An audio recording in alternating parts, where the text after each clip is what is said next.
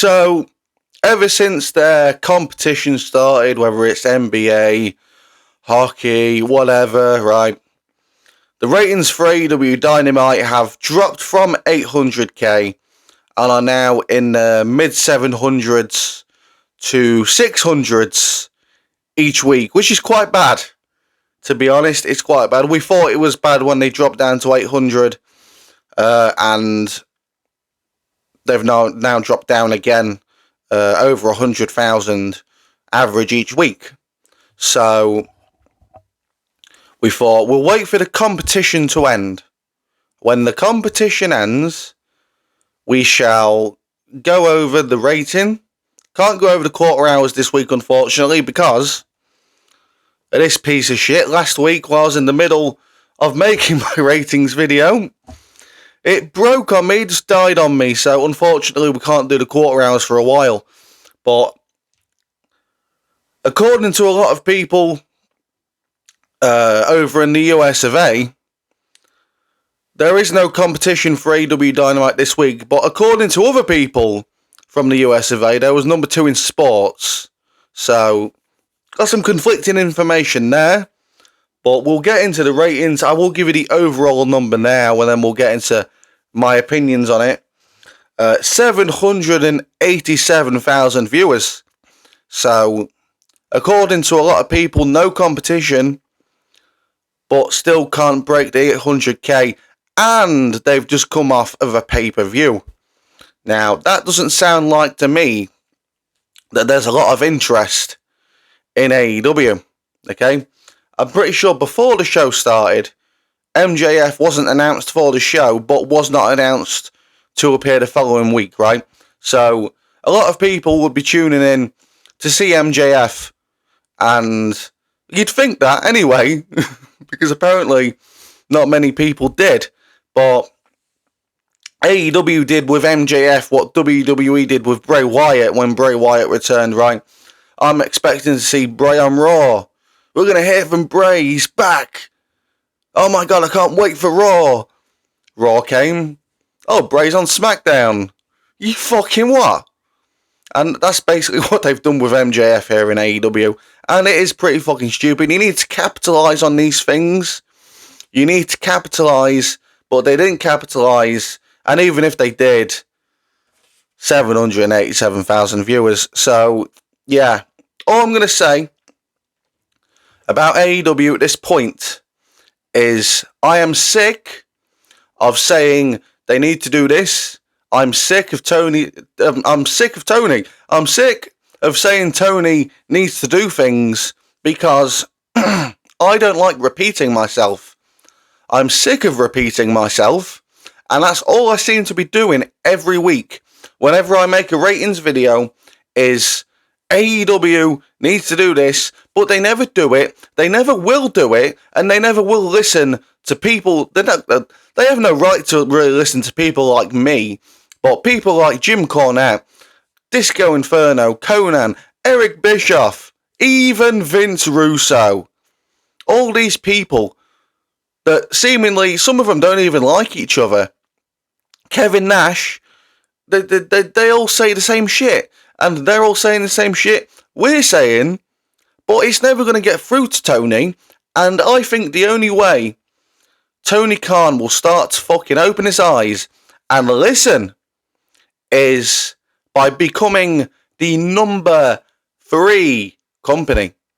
Okay? I'm not going to come on and say, I want AEW to die. Because I don't, right? But I do want them to be humbled a bit. I want them to be humbled. I want them to become the number 3 wrestling company. Not the number 2 anymore.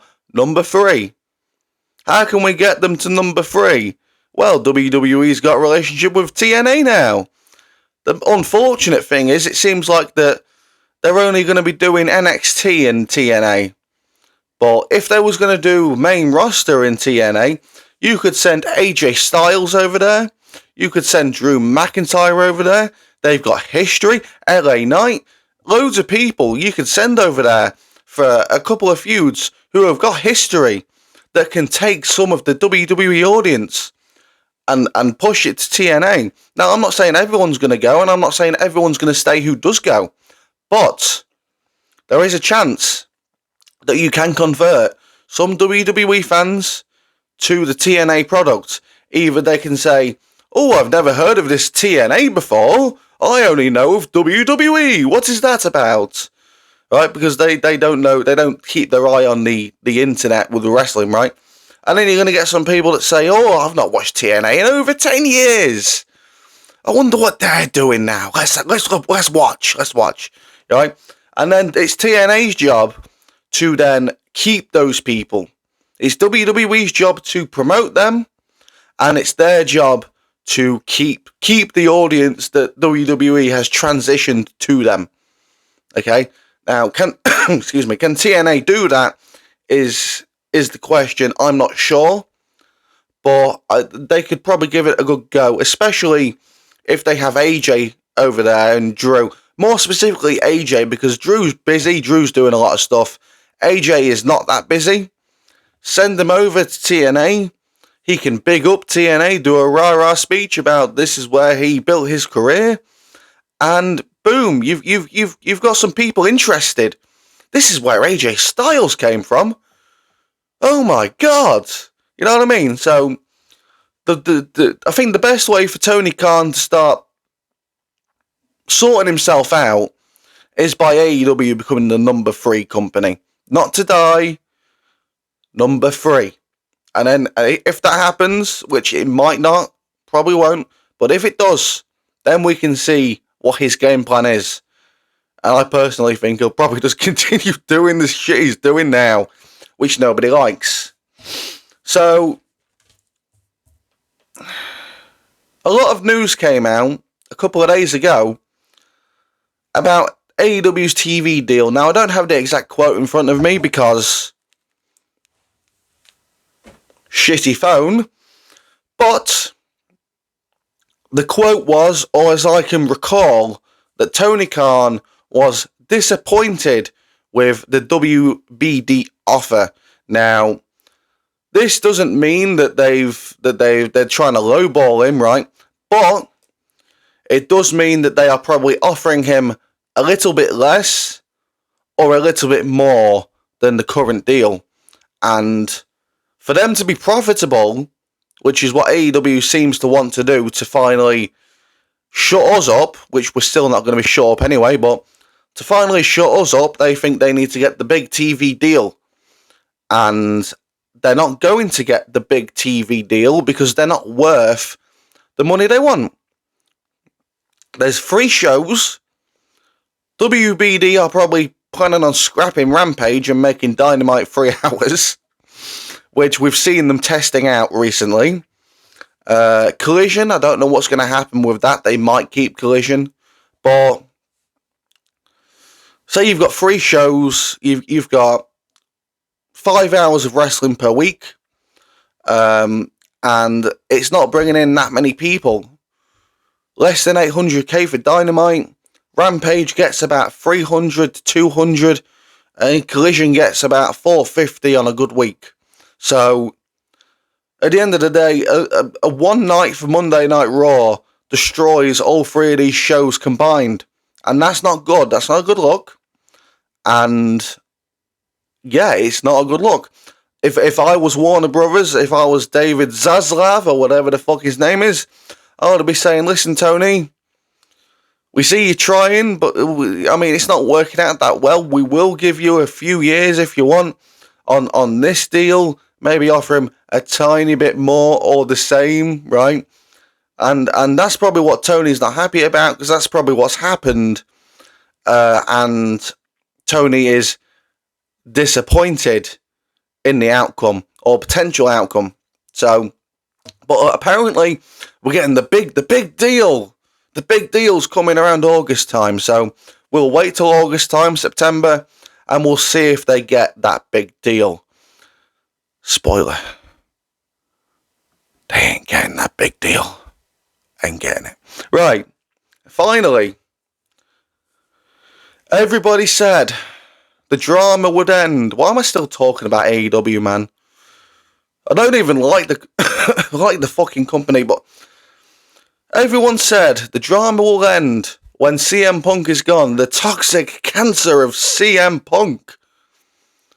No, because more drama continues, this time with Saraya. Paige, formerly known as, most notably famous for, I'm not going to say, but she's pissed off because her match from Dynamite got cut because apparently it was falsely advertised. It was advertised by accident and it wasn't supposed to happen this week, it's supposed to happen next week. She's taken exception to that and she's pretty pissed off. I can't remember exact words, exact messages, but she's basically saying that she's out, she's pissed off, and she's being very cryptic about certain things. And I'll be honest, I don't necessarily blame her, but at the same time, she brings this shit on herself. She says, "Oh, I feel so free working in AEW. I've never had a boss that listens to me before like this." And now look what's happening. She got her brother a job, and I'm not here to diss her brother, Zach. I like Zach. I think he's a cool guy. That video that he put out with his kids running to him, man, it brought a tear to my eye. But she brought Zach in. They've done nothing with him. They've done nothing with her since last year's Wembley. Last year's Wembley, they put the women's championship on her. Excuse me, and they took it off for not long later. And where the fuck's she been since? Right, apart from a few little matches here and there. She's not the big star that she wanted to be presented as, and for AEW to be presenting her as. I think they've all realised that it ain't working. And I think it's mostly down to her online personality as well as her annoying voice. But at the end of the day, this is what happens when you just keep signing people.